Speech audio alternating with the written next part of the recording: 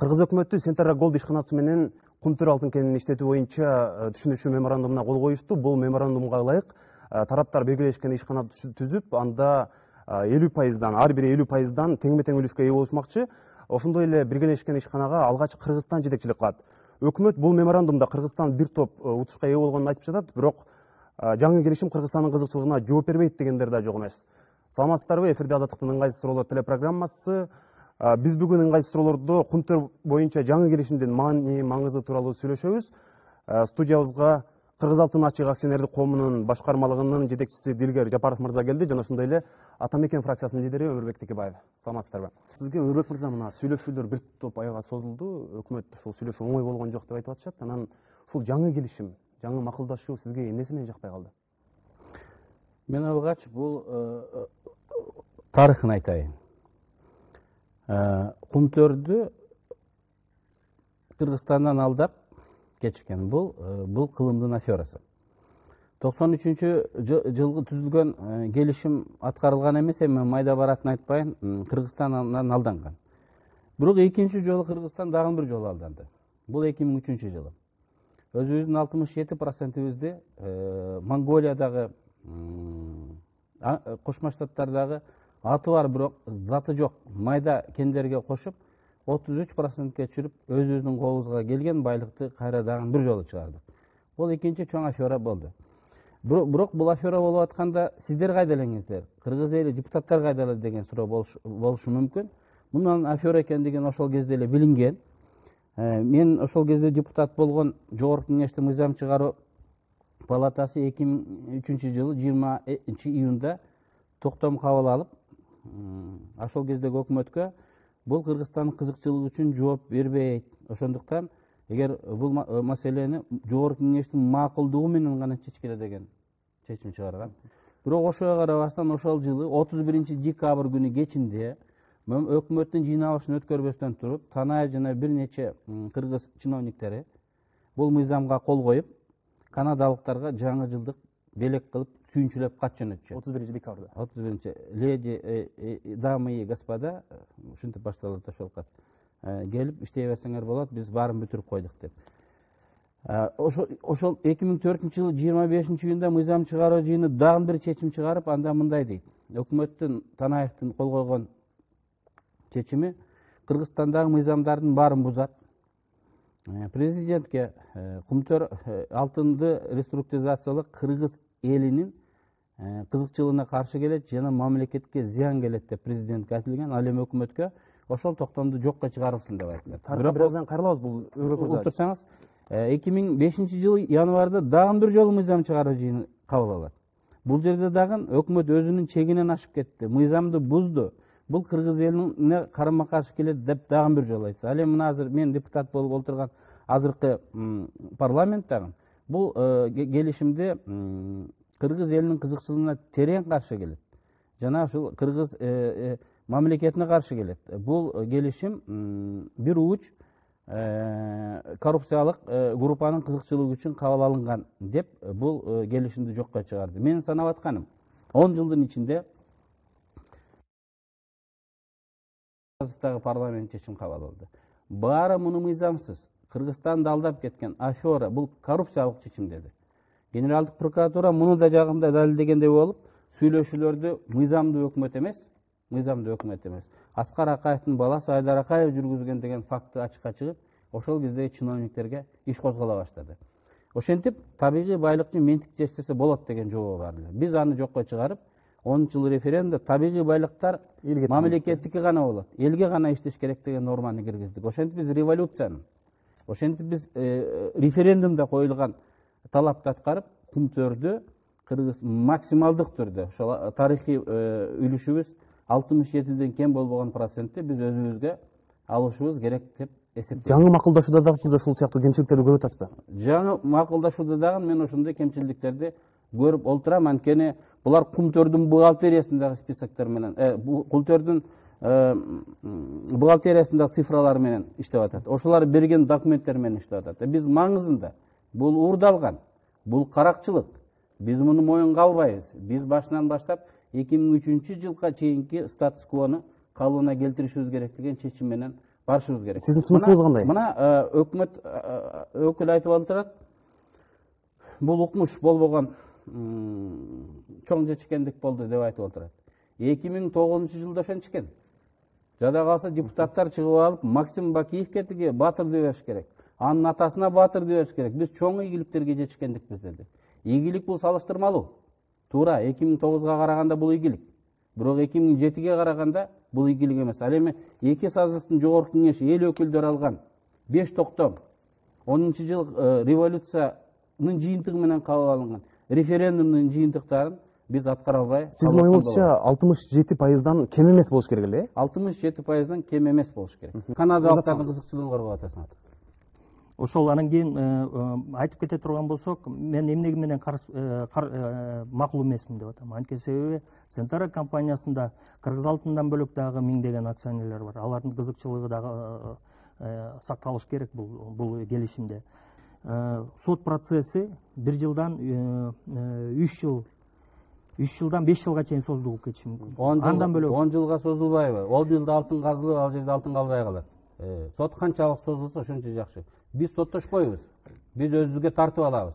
Анткени биздин жерибизде, биздин мыйзамыбызда бул биздин менчигибиз, биздин байлыгыбыз. Соттошо турган адам бар 10 жыл соттошо берет. Соттошкондо 10 жылдан кийин алтын калбайт. Сот башталганда эле ишкана токтойт. Токтобойт. Ишкана токтойт. Токтойт. Ким келип токтотот? Сен токтотосуң. Болгону. Силер үлүштү, алардын жетегинде барып, 2003-жылкыдагы эле Кыргызстандын кызыкчылыгын жакшы талаша албастан башынан баштап Кумтөрдүн сөзүн сүйлөп алдыңар. Мен сүйлөшүүлөрдүн башында дагы ушул катышып көргөм. Сиздин позицияңыз ошондо эле. 3 ай мурун, 4 ай мурун сүйлөшүү башталганда эле, кокой буларга тийишпеш керек, буларга болсо болбойт деген. Президент Алмазбек Атамбаев буга чейин азаттыкка интервью берип, ушул үлүшүүбүз 50%га жетсе, бул тарыхый анандай адилеттүү чечим болот деп айтты эле. Азыр ошол Атамбаевдин бизге берген интервьюсун көрүп алып, анан талкуубузду улантабыз.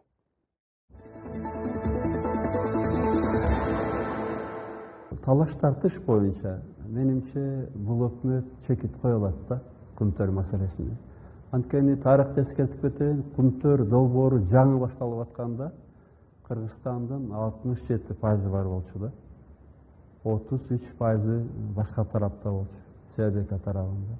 Андан кийин билесиздер, Кыргызстан так эстей албай атам 17,5 же 17,3% саткан да. Расмий саткан. Ошол 17,5-17,3 алганда 67-ден 50%-тан азыраак бизде болмок. Ошодон түз кетсечи бул долбоор.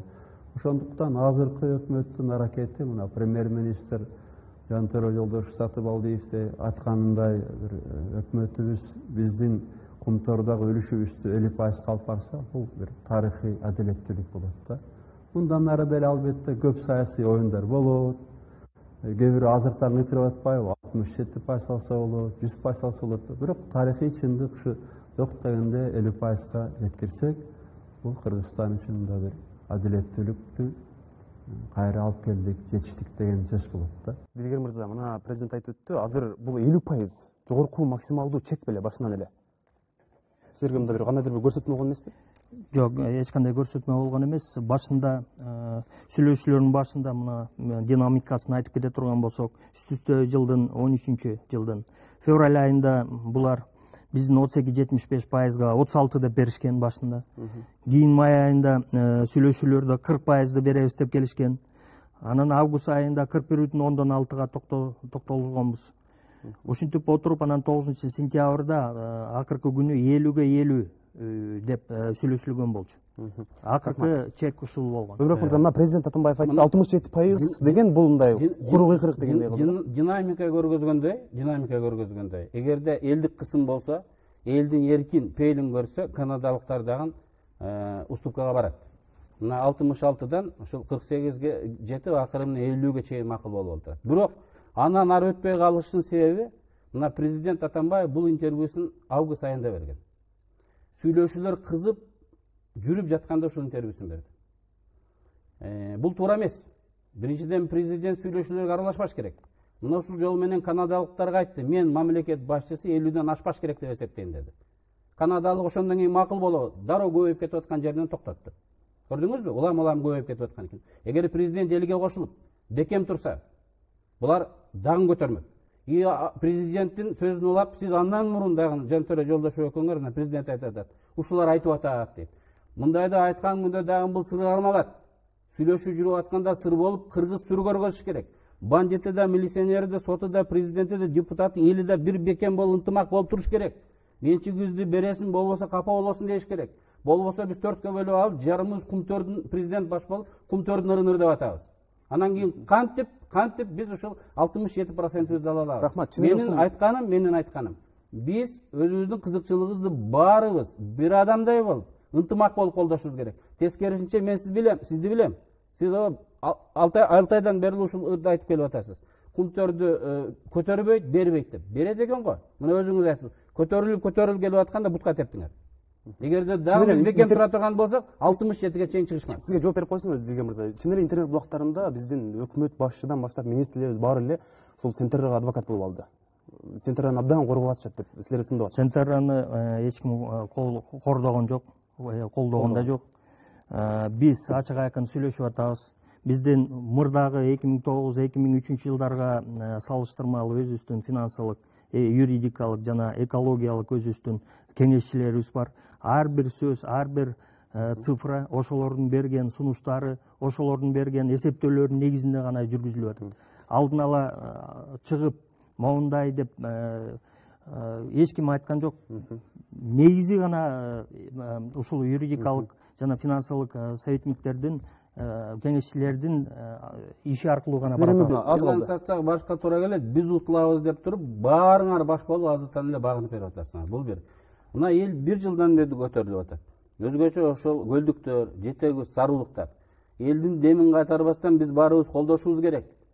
Сотко барсак дагы утабыз. Биз бербейбиз деп айтышыбыз керек. Буга чейинки келишимдерди дагы элдин баары ошол убакта мактап, анан кийин кайра эле ушул башка бийлик алмашкандан кийин ушул башкача сөздөр айтылып атпайбы? Анан сиз балким ушул тарыхый жоопкерчиликтен бир аз коркуп турасызбы? Ушундай да эл тараптуу. Мен 2003 кандай көрүп турсам, азыр так ошондой эле көрүп турам.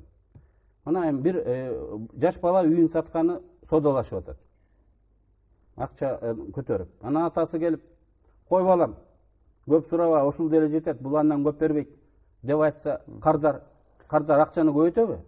Азыр силер көтөргөндөрдүн өкмөтүңөр баш болуп, башкаңар баш болуп туруп, кокуй сотко берет утулабыз, ушулга жетсек эле болду деп туруп, чекти алдан ала коюп атпайбы? Рахмат. Анан кантип Өмүрбек мырза, Дилген мырза, бизге келип катышып бергениңер үчүн рахмат. Урматтуу тергөөчүлөр, биз бүгүн Кумтөр боюнча жаңы келишимдин маани, маңызы тууралуу сүйлөштүк. Ага Атамекен фракциясынын лидери Өмүрбек Текебаев жана Кыргыз Алтын ачык акционердик коомунун башкармалыгынын жетекчиси Дилгер Жапаров мырза келип катышты. Биз келерки дүйшөмбү көрүшөбүз.